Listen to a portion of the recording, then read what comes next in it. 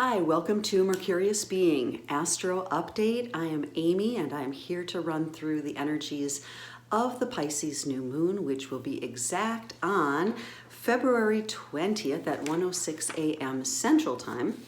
And here is the chart. As you can see, we've got the sun and moon, and as always, the orientation of the planets in the houses will be different depending on where you are. But we have the sun and moon here together at 1 degrees Pisces, 22 minutes, conjunct the Saturn in 28 degrees Aquarius. We've got Pluto at 28 Cap, Mercury at 12, let's see, I'm reading this backwards, 12 Aquarius. So I kind of have like Pluto is being welcomed into Aquarius, and I'll be back for that video. And that will be the 23rd of March when that's exact. So Pluto is 29 degrees. I think I just said 28, but it's at 29 degrees. The last gasps of Pluto in Capricorn. So Mercury's kind of opening the door right here, inviting our friend, the god of the underworld, into the sign of Aquarius. And then Saturn is in its last days of Aquarius, like I said, moving into Pisces, March 7th, same day as the Virgo full moon.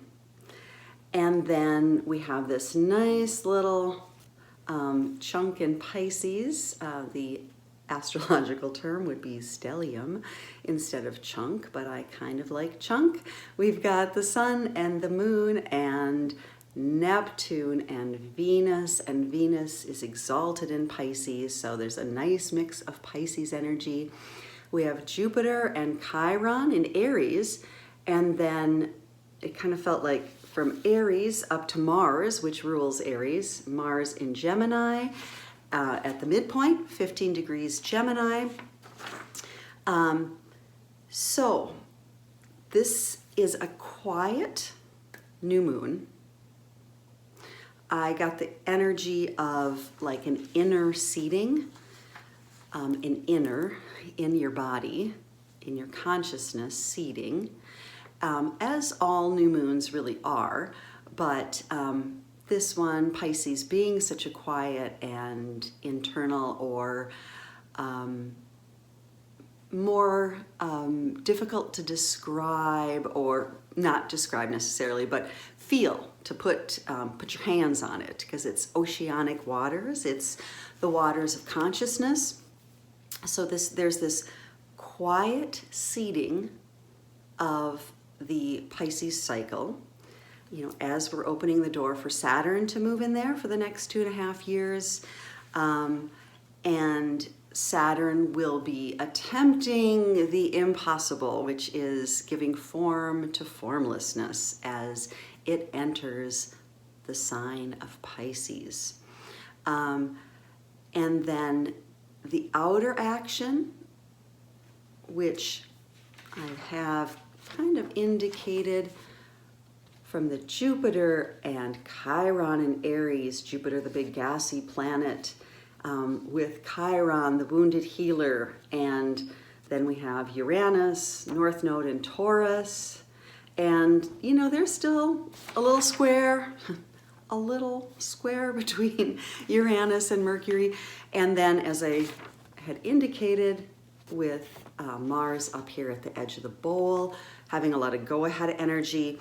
And really, we're kind of in the last gasps of Mars in Gemini. So Mars in Gemini, so I'm starting with this, so we have this quiet but like vast oceanic energy of Pisces, right? But then there's also this like momentum, perhaps, or this continuation of something with the Mars in Gemini. Mars entered Gemini all the way back in August. Let's see if I have the correct date. It entered all the way back in August 20th of 2022. It went retrograde on Halloween, 10/31. It went direct on January 13th, and it will finally enter Cancer on March 25th. So it's been in the sign of Gemini for, why do I keep wanting to say Gemini? Oh my God. Gemini for 7+ months. So Gemini squares Pisces. So this broadness of Pisces energy that we're going to end the Gemini season, or Gemini, the Mars in Gemini, 7+ months. Hopefully, I mean, it might square. It's going to challenge some of maybe the conceptions that you formed, or even some of the actions that you've taken over the last 7.5 months, or maybe even so question, but like solidify or give you the connection, there we go, of the energy of like your inner knowing, and maybe a vaster connection to your greater consciousness, that Piscean influence. So it can question it by kind of wanting to wash it away. So all of those little things you gathered when Mars was in Gemini, the Pisces season is going to, like the ocean, kind of wash off all your notes that you wrote in the sand. However, it's also going to integrate those conceptions because you've had plenty of time for Mars to be moving through this part of your chart, right? And the last time it was there was 2007, 2008, and then before that, going back to 1990. So if any of those years trigger something for you besides the big financial crash and crisis of the 2007, 2008, you know, that how that may or may not have affected you, but maybe look into your personal life, see what was going on at that time. Maybe it did really affect you. And in 1990, interestingly enough, I was going to bring a bunch of things about what was happening at that time, but didn't write them all down. But it was the formal beginning, 1990, of the Human Genome Project, which will figure into the Pluto in Aquarius. I keep wanting to say Capricorn. It's going to take me a while. Pluto in Aquarius video I'll do because I'm going to focus a little more on the number 23 at that time, because that will happen on March 23rd of 23. So throughout this last 7+ months, Mars, your assertiveness, your agency in the throat chakra, in the area of gathering and communicating and bringing together.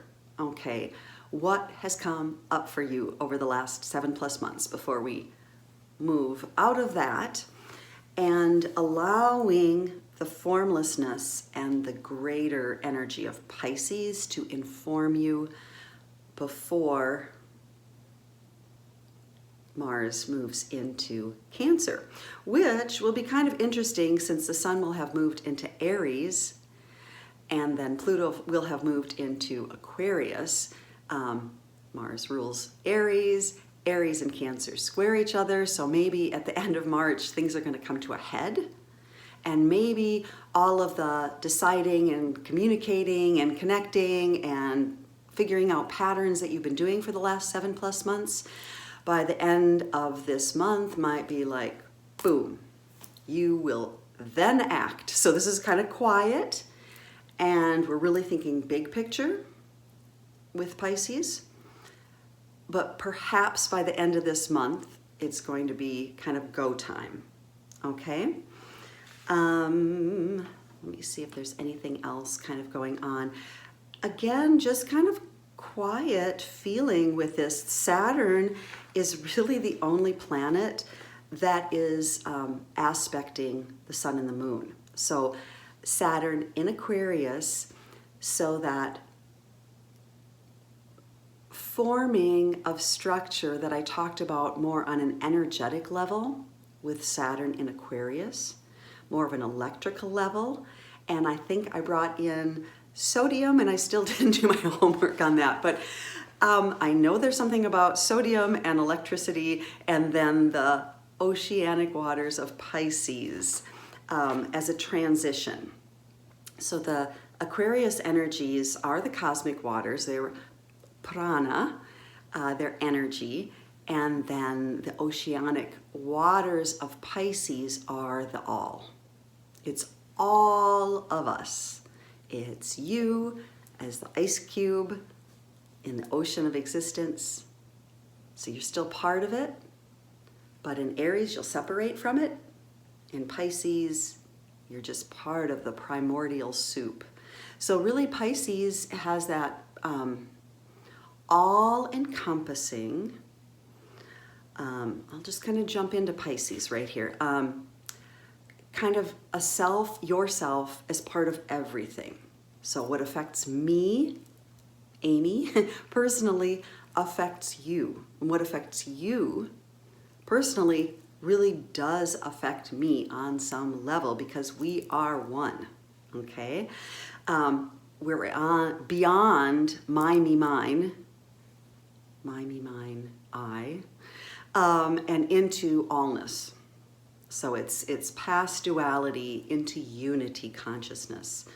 However, that sense of beyond my, me, mine, I-ness, living like that on the daily is a little tricky, right? Right? And I have had a lot of experience with people who are really into energy and mediumship and all of that, readers, etc. And they can really veer off into like not being in their bodies. I'm not judging. I'm just using this as an example.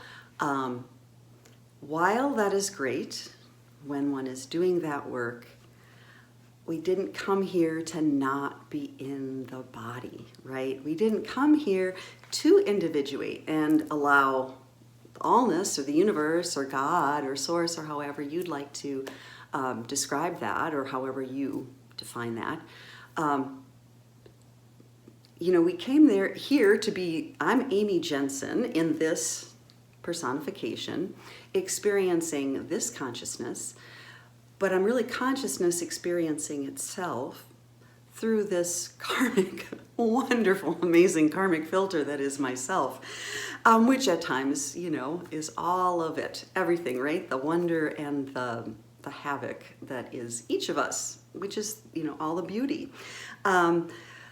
So that tendency to not want to be in the body, to disassociate, well, dissociative quality would be, you know, probably more Aquarius Uranian.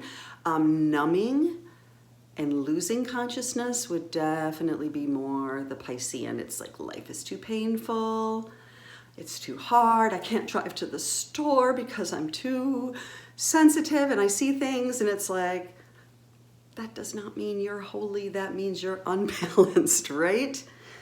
So get back into your body, gentle Pisces souls. I'm going to read a little bit about Pisces, some of the associations with Pisces and Neptune. From my own notes here. So, we kind of touched in part of this. Pisces is really inspirational, intuitive, mystical, self-sacrificing, spiritual, musical, romantic, idealistic, dreamer, compassionate. Shadow Pisces can be delusional, emotionally manipulative, addictive, inconsistent, illusion-prone, aimless, deceptive or self-deceptive, impractical, hypersensitive, and permeable, no boundaries. Physically, Pisces rules the feet and the psychic mechanism. So there's a really great sensitivity. So I'll just admit, so even though I'm an Aquarius with a ton of Virgo, Pisces literally touches everything in my chart. So I'm kind of an Pisces. Neptune, see, there we go. Neptune touches everything in my chart. So I'm really an honorary Pisces. So please, if you're a Pisces or have a strong Pisces, Pisces, strong Neptune in your chart, do not take offense, because I'm really speaking a lot about myself in many of these situations. So, well, which with all of the signs, right? We're all a part of that, and how we experience, how our little, hologram, how our little angles and gems of the stone are cut, right? That's how we're refracting and reflecting the light. So mine might be a little wonky on that part, right? But on another part, it's really clear and easy. So every part is different, okay? So I don't want anyone to think I'm dragging Pisces or Neptune. So being really sensitive to drugs and alcohol and even sugar. So if you have a strong sensitivity, you really do have to watch that. It's gonna muddy you up. It's gonna muck up your awareness. Your intuition will be clouded because you won't know. I mean, I've had periods in my life where I literally didn't know if I felt that or if I'm feeling somebody else's energy, which is a great thing for when I do energy work or when one does energy work.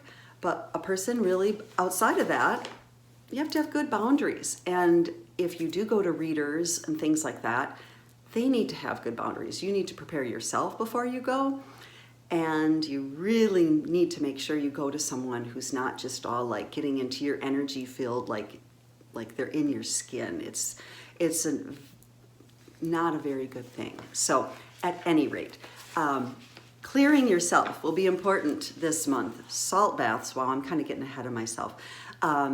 Salt baths, time in nature, meditation, music, art, anything that brings you back to you and your connection to creativity and inspiration will be excellent. So physically, it rules the feet, the aura, the psychic mechanism, colors, indigo and oceanic colors, essential oils. Clary sage is good for clearing. Frankincense, myrrh. I'm always a big fan of Palo Santo and sandalwood as well. Okay, I'm just going to read a little on the medical associations with Pisces because I also think that's interesting. It obviously rules the feet and toes. It rules the appendix, which has kind of an unknown function, but it is rich in infection fighting lymphoid cells. Quite possibly it is a part of the GI immune system. Pisces rules the lymphatic system, the pineal gland, which is located between the two hemispheres of the brain, and it regulates the daily body rhythm and circadian rhythms. It produces melatonin, which is necessary for healthy sleep, and keeps the immune system stimulated and protected. So someone who has Neptune affecting their Mars or their Sun, well, or their Moon, but any of those, and that strong Neptune again, may have problems with the immune system and anything like that that dims the vitality. So Neptune, because and Pisces has that oceanic permeable energy, you'll find a wasting type energy, wasting away of the body. So usually Neptunian Piscean illnesses can be really weird, or like the medical doctors will not understand what's wrong, but something like homeopathy or being a naturopath, elemental work can really help, Ayurvedic work. But I mean, I don't mean to say the homeopathy is weird, because I do like homeopathy, but something like that that's really very energetic is very good. All right.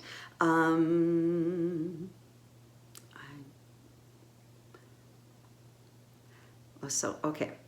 Produces melatonin. Melatonin can pass through the blood-brain barrier and can protect against free radical damage connected to brain disorders such as Alzheimer's.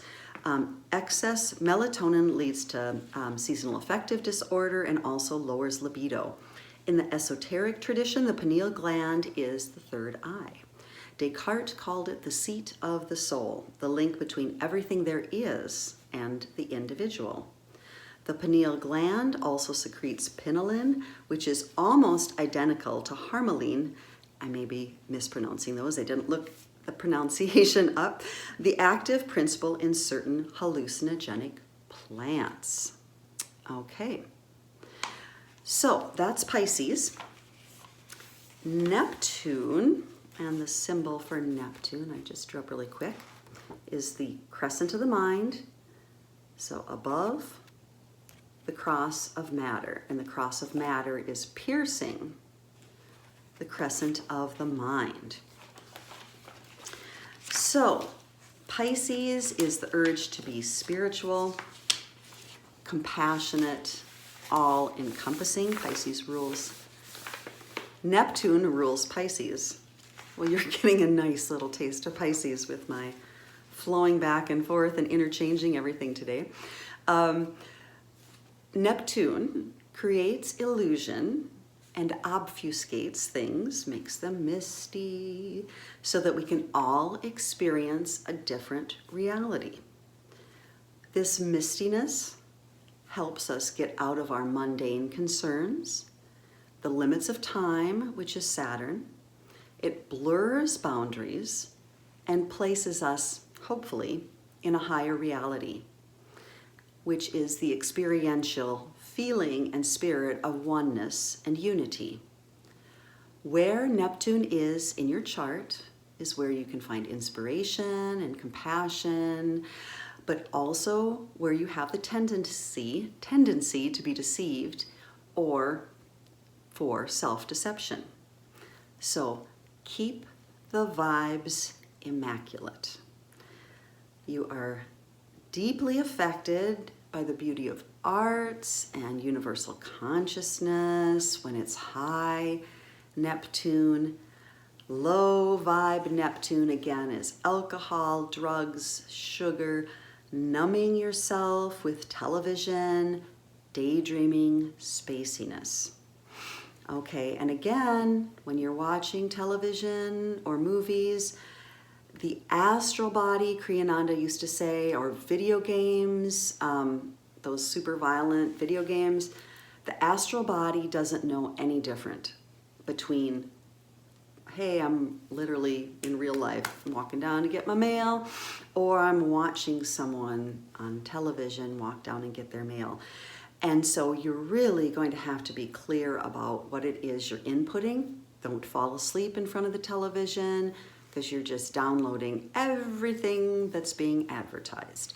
So it's really a lot about discernment, which we'll talk about in the polarity to Pisces, which is Virgo, and the Virgo full moon. Excuse me. Still combating a little sinus thing, but thank God for antibiotics, right? Okay. So Neptune rules the left side, or the feminine side, of the sacral chakra.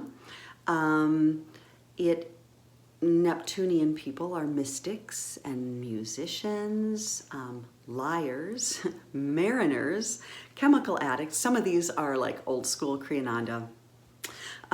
Occultists, negative, these people associations, not mariners and liars, but just these, I love some of these old timey type sounding things. Okay, so occultists, negative people, crooks, tricksters, drug addicts, alcoholics, scuba divers, and fishermen. Places are oceans, seas, bars, foggy or misty places, or confusing places. Things are salt water and scandals, secrets, deception, music, inspiration, drugs and alcohol, petroleum and petroleum products, rubber, the aura, mysterious conditions, hidden natures, secret affairs, detective work, investigative work, ocean. This, has a little scorpionic overlay with some of that, or overlay.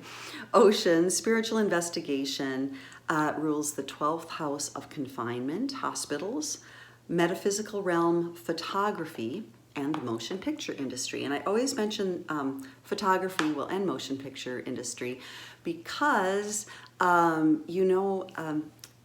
different it is when how different we photograph, right?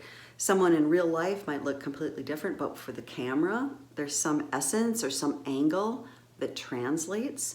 So there's just something, again, that things aren't exactly how they appear. All right, so Neptune rules the pineal gland function, the right brain function, and these both mediate altered states of consciousness. And then again, that permeability. Neptune renders things permeable. So if you have a Neptune transit, it's going to erode away, like I said. And like where Saturn might break, like a foundation breaks apart and crumbles. Uranus is going to really just boom, tower, break it down. And Pluto can also just have that kind of explosive nature. Neptune, you won't realize it's happening until like your basement's gone. You're like, oh yeah, should have taken care of that. But you just didn't realize. It's like, well, it was just a little trickle of water. I didn't think about it, but over time, again, it's kind of that housekeeping, whether it's your physical house, your temple of yourself and your physical body, or your actual place. So where Neptune is, the drive to differentiate and compete is weak. So again, this is super for spirituality, but not good for the body's defense system, which relies on clear lines between self and others for integrity and health. So Neptune is linked to allergies, to the autoimmune system, to confusion and fungi, and to addictions. All right. So the Sabian symbol for the sun and moon at this lunation was kind of interesting because anyway, I'll just read it. So it is from Lynda Hill's book, and of course I always cite my materials in the information below. It is a squirrel hiding from hunters for 2 Pisces. So the lunation again is at 1 degrees Pisces, 22 minutes, round it up to 2. I will go to the oracle section. Is someone fretting about their position or future? There may be a sense of aggression in the air where you or someone you know may be one of the smaller players. Sometimes the enemy is actually not really there, and we make it up through fear or paranoia. To be cautious is wise, but hiding oneself away can lead to missed opportunities for any kind of nourishment and the possibility of freedom, sunshine, and basking in the light. The provision of nourishment and sustenance may be difficult if one feels somehow threatened. This feeling of threat can happen on any level. It may have been a necessary process to go through the fright, care, and worry facing you. But the time is to eventually come when you can feel safe and able to enjoy life. Is your neighborhood threatening or unsafe in some way? Although we may not like to admit it, sometimes hiding away is the best option, whether your fears are real or merely imagined. This can give you time to sort things through in your heart and mind to decide what your next move will be. And I just want to just pause here for a minute before I finish it. That real or merely imagined. So again, that really keeping yourself clear so you know that like, hey, no, this is a real fear. Or is it an illusion? Is something trying to make me feel fear? Is like something you're seeing on the news or media or something. It's like, is there some kind of programming to make you feel fearful? And like, really, you're not, because you know everything's okay. So like, it could be just a big psych out. And then just a reminder, I will mention the, well, I'll just say it right now. So Pisces stones, aquamarine is really good for the heart and the mind. the heart and the throat, but I always think throat and mind because I always think Mercury, which is a Pisces stone. Aquamarine literally means sea water. It's very meditative and balancing.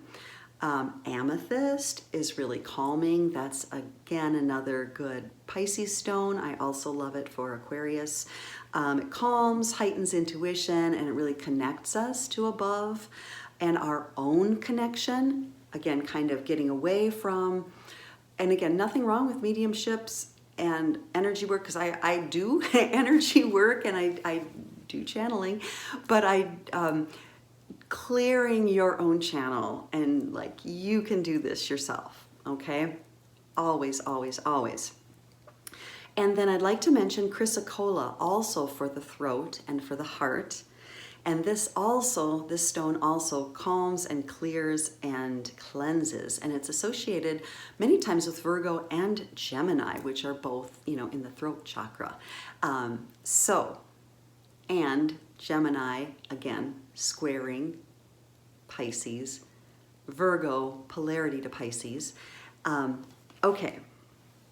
Flipping back to the oracle, a squirrel hiding from hunters. I'll just go back again with this quiet month, okay? So this can give you time to sort things through in your heart and mind to decide what your next move will be. This symbol can bring nervousness and a lack of sleep.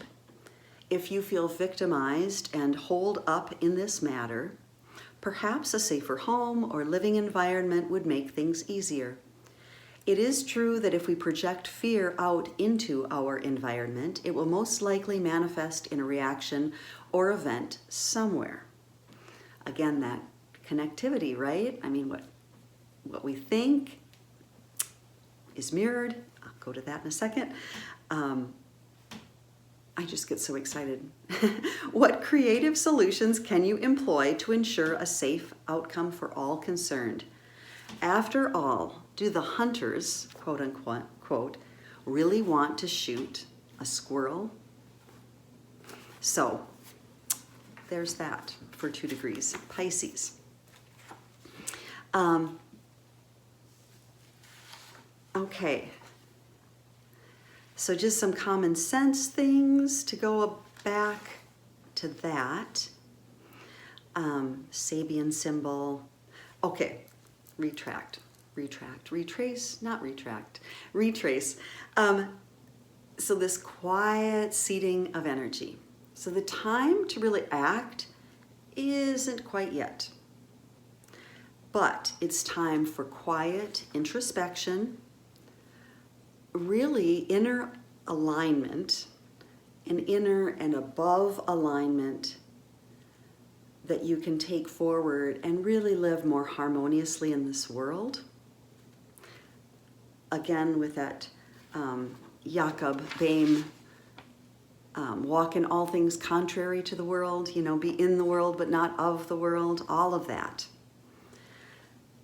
But in order to do so, get your house in order. And by that, I mean the house, the temple of your body, of your mind, of your being. Clear away undue influences. It's a great time to start a 40-day, super positive, life-enhancing Pisces habit. So something, again, including salt baths, or nature, or meditation, or prayers, or setting really good, healthy boundaries, which karmically are so good for you, but not only you. They're really good for the other people. It's sometimes we feel like we're setting boundaries, but that might be the karma with this other person or people or just the energies of the world. Again, the world is so much, I can't do it. Well, maybe your karma with the world is just to have good boundaries so that you can be in the world and not of it. I'm going to go back to drinking more water.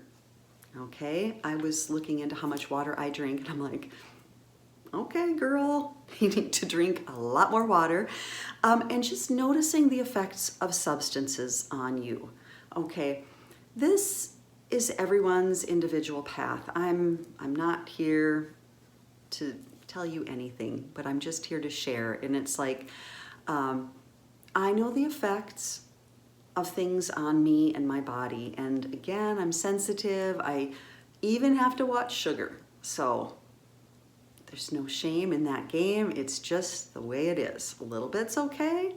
Too much, I don't feel that good, and my body starts not feeling good at all.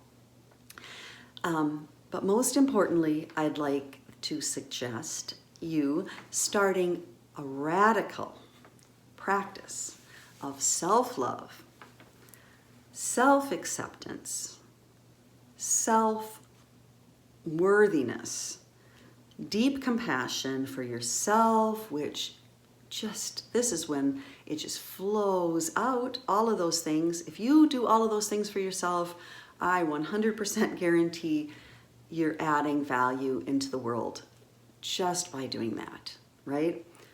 No strings attached forgiveness, like big forgiveness, like Christ forgiveness, like big forgiveness for yourself and for everyone else. Because you really are bigger than that. You are bigger than all of it because you are part of all of it. You are all of it. And there are those in the world who might wish to control and manipulate others. And they might wish to control and manipulate outcomes. But that energy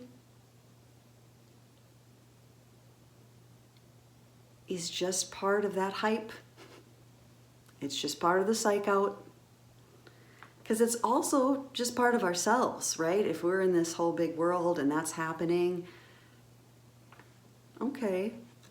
Well, there's that big segment of that energy that's just super fear-based and lack-based. Like, as though the world and materiality can provide or fill up the chasm, the depth of lack or fear, of separation. If you're separate and you're just an ice cube, well, I'm just an ice cube, I'm always needing something. You're not. You don't need anything. So that energy of like, nothing's enough, the world's never enough, so nothing's gonna fill the void, will never be satisfied because you can't own everything and you can't have everything and you can't own anybody and you can't have anybody. And those are all outside things. They're not wholeness, which is what Pisces is, which is what being connected to the universal consciousness is. Wholeness is free. Wholeness is inherent. It's already within you. You are whole. It is, again, self-acceptance. It's compassion. You're already whole. You're already perfect. You are already complete. I know I say this a lot. And it's not next week, and it's not 10 pounds from now, or it's not 20 years ago, or it's not 20 years from now, or when you get 7 million degrees. You're perfect right now. So don't let your mind be swayed into things and products and trends, whatever that's being sold to you. Clear consciousness wants and needs nothing. It simply is. So on this Pisces new moon, don't believe the hype. Detach, relax, center, and breathe. Surround yourself with love and the waves of clear consciousness. Thank you for joining me. If you like what you hear, please like and subscribe. And I will be back shortly with the next edition, the next step on this little Pisces journey.